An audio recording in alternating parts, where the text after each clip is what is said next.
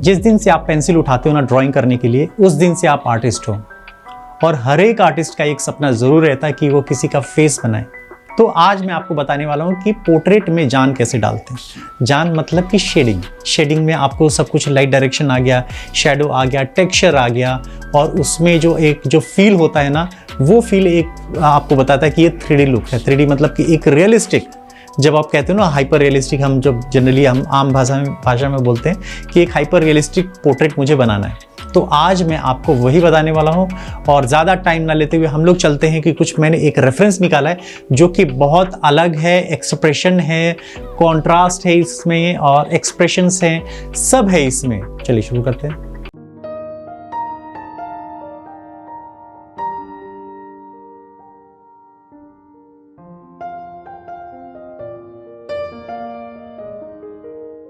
Thank you so much each and everyone for your valuable support.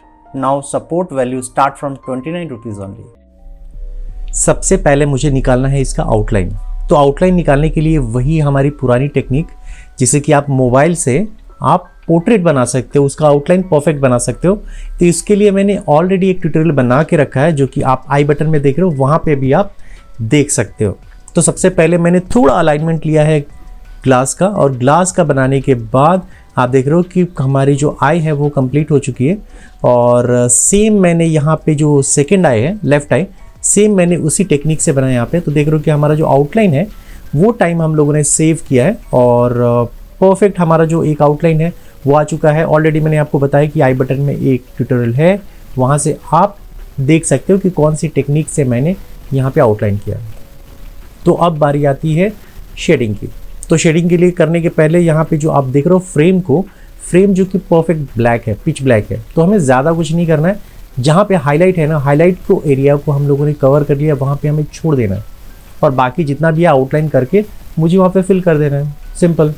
तो जैसे मैंने आपको बताया कि हाईलाइट एरिया को थोड़ा सा कवर कर दीजिए, वहाँ पे उतने एरिया को छोड़ दीजिए, और बाकी को हमें कवर कर देना है कंप्लीट ब्लैक से, जो कि मैंने लिया है कैमलिन का।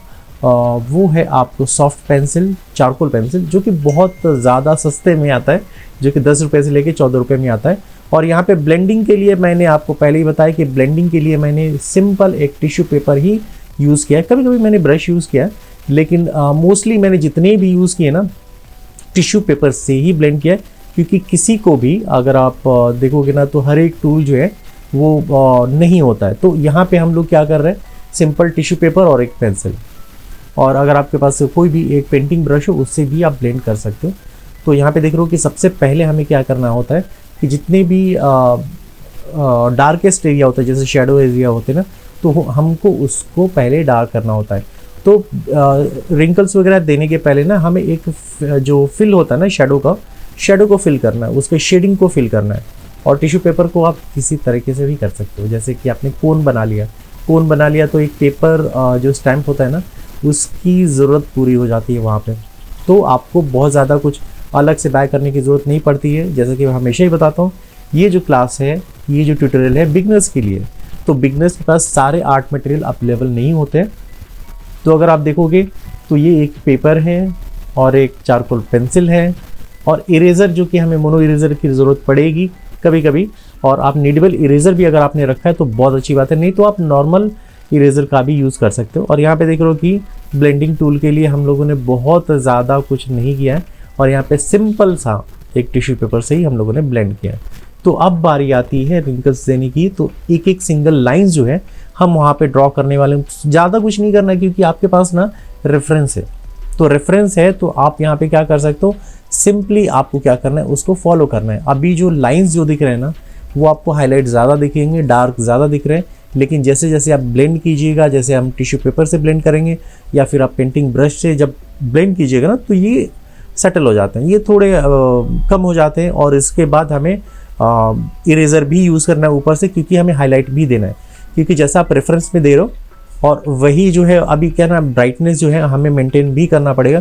कभी कभी क्या होता है ना कि ये जो मोबाइल की स्क्रीन होती है ना, तो बहुत ज़्यादा इल्यूमिनेटेड होती है, तो उसको हम थोड़ा सा डार्क शेड ही लेते हैं। जो भी आप टोन देख रहे हो, ब्राइट टोन को भी थोड़ा हम एक कम ही लेंगे। तो यहाँ पे एक मेकअप ब्रश से मैंने यहाँ पे ब्लेंड किया। आप पेंटिंग ब्रश का भी यूज़ कर सकते हो, इनफैक्ट आप टिश्यू पेपर भी चाहिए ना, वो भी यूज़ कर सकते हो। तो यहाँ पे एक फिल जो है वो हम लोगों ने किया। यहाँ पे मैंने आपको दिखाया कि ये पेपर स्टैम्प है जो कि हम यूज़ कर सकते हैं, लेकिन यहाँ पे जो मोस्टली मैंने यूज़ किया है वो है आपको टिश्यू पेपर। तो टिश्यू पेपर से भी आप कर सकते हो। और यहाँ पे जो बहुत ही माइन्यूट होते हैं ना, बहुत ही जहाँ पे हम नॉर्मल इरेज़र को नहीं ले जा पाते, तो यहाँ पे मोनो इरेज़र वहाँ पे घुस जाता है और वो अपने काम कर लेता है। अगर आप चाहते हो कि मोनो इरेज़र को भी नहीं है आपके पास, तो कोई भी एक नॉर्मल इरेज़र को आप साइड से कट करके उसको एक कोन बना सकते हो और उसको आप यूज़ कर सकते हो। तो यहाँ पे देख रहे हो कि जितना भी हाईलाइट है ना, क्योंकि आपने एक शेड तो दे दिया, एक डार्क पॉइंट तो दे दिया, लाइंस दे दिए, अब उसके आसपास ना, जब कभी क्या होता है ना कि ओल्ड एज में रिंकल्स बहुत ज़्यादा होते हैं और वो बहुत उभरे हुए होते हैं, तो उसमें शेडो भी होती है, हाईलाइट भी होता है, तो दोनों भी हमें देना पड़ेगा। और यहाँ पे हम लोगों ने थोड़ा सटल करना है अभी। तो अभी हम लोगों ने नीडेबल इरेज़र का यूज़ किया और एक ब्रश जो होना चाहिए, जो कि आपको एक समझ लो कि आपको एक बड़ा ब्रश होना चाहिए, जिससे कि आप जितने भी डार्क वैल्यू है वो भी सेटल हो जाए, ब्राइट वैल्यू है वो भी सेटल हो जाए। तो वहाँ पे आपको 2 या 4 बार ऊपर से आप मूव कर सकते हो। अभी डिटेल की बारी आ जाती है नीचे की तरफ। तो नीचे की तरफ जितने भी रिंकल्स है ना, एक्सप्रेशंस है ना, तो एक एक बीट, जैसे म्यूज़िक का एक एक बीट पकड़ते हैं ना, वैसे ही आपको स्केचिंग में एक एक पॉइंट पकड़ना पड़ेगा, जहाँ जहाँ पे डार्क है, जहाँ जहाँ पे लाइट है। और सब यहाँ पे ना टेक्निक मैटर करता है। अभी देखो यहाँ पे ग्लास है ना, ये जो फ्रेम है उसका, तो फ्रेम के साइड में ना ब्राइट है लाइन जो है ना, तो हमने क्या किया ना, उसको हम बाद में इरेजर यूज़ करना ही नहीं है। हमें जो ब्राइट है ऑलरेडी पेपर, तो हम वहाँ पे वो एरिया ही छोड़ देंगे। तो वहाँ पे हम लोगों ने एरिया छोड़ दिया और जहाँ जहाँ पे हमें डार्क पॉइंट देना है वहाँ पे हम लोगों ने उसको किया। आप यहाँ पे पेपर पाउडर भी यूज़ कर सकते हो, जो कि हम एक्सपेरिमेंट कर रहे हैं, सीख रहे हैं। तो आने वाला जो लेफ़्ट आई है ना, उस पर भी हम लोग बहुत सारा एक्सपेरिमेंट करने वाले हैं, नोज़ करने वाले हैं, लिप्स करने वाले हैं। तो यहाँ पे देख रहे हो कि हम लोगों ने इसको सेटल किया है और सेटल करने के बाद हमें यूज़ करना है नीडेबल इरेज़र है आपके पास तो बेटर है, नहीं तो आप कोई भी एक यूज़ कर सकते हो इरेज़र को। तो यहाँ पे अभी हम लोग कर चुके हैं कंप्लीट राइट आई को। अब बारी आती है लेफ़्ट आई जो थोड़ा जल्दी करेंगे। वैसे भी राइट आई हम लोगों ने थोड़ा जल्दी किया था। अगर आप स्लो चाहते हो तो आप मेरी क्लासेस को ज्वाइन कर सकते हो, जिसमें आपको स्लो वीडियोज़ मिलेंगे, जो कि ये पूरा ट्यूटोरियल मुझे लगता है कि ड्रॉ करने में, पूरा फेस ड्रॉ करने में मुझे ऑलमोस्ट 5 आवर्स लगे हैं। तो यहाँ पे भी सेम टेक्निक हम लोग कर रहे हैं। जहाँ पे हाईलाइट है ना फ्रेम का, वहाँ पे हम लोगों ने उसको छोड़ दिया है, बाकी को हम लोगों ने पिच ब्लैक। अब ये जब पेपर आप यूज़ कर रहे हो, जैसे कि आपको ब्रूस्टो का 200 GSM पेपर है, तो यहाँ पे भी रफ पेपर होता है, तो एकदम स्मूथ नहीं लगेगा।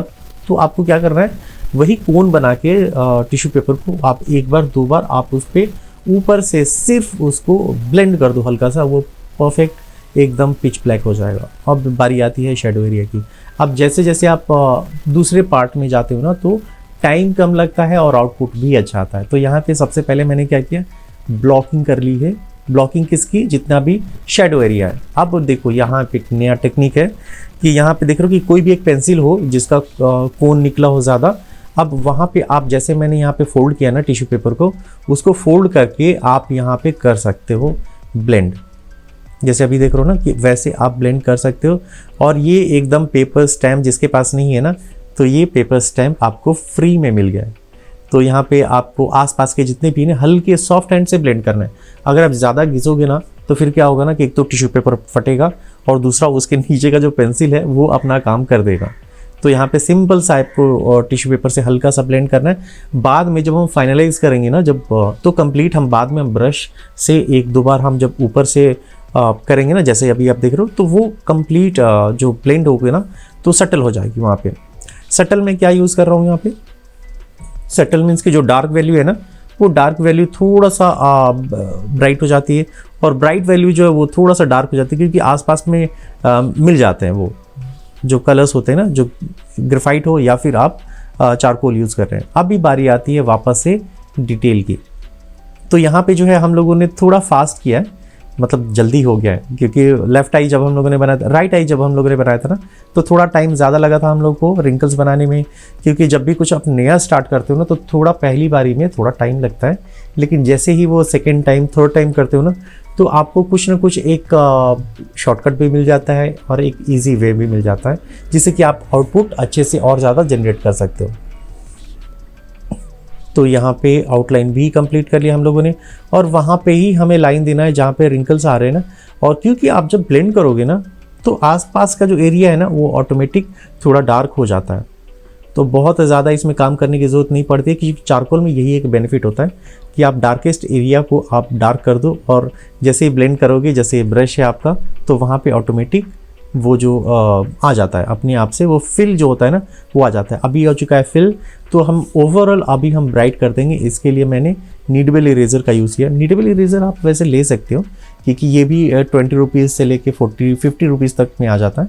तो आप बहुत, ये वैसे ख़त्म ही नहीं होते जल्दी अगर देखा जाए तो। एक अभी मैंने करीब मुझे लगता है कि 5 साल पहले लिया था मैंने, और वही नीडेबल इरेज़र मेरे पास अभी तक है, दूसरा मैंने लिया नहीं है। तो यहाँ पे देख रहे हो कि उसके हर एक शेप बना सकते हैं ना, उसका कोई जितने चाहे उतना शेप बना सकते हैं, और जैसे जैसे आपको रेफरेंस में लाइट दिखता है ना वैसे वैसे आप बना सकते हो यहाँ पे।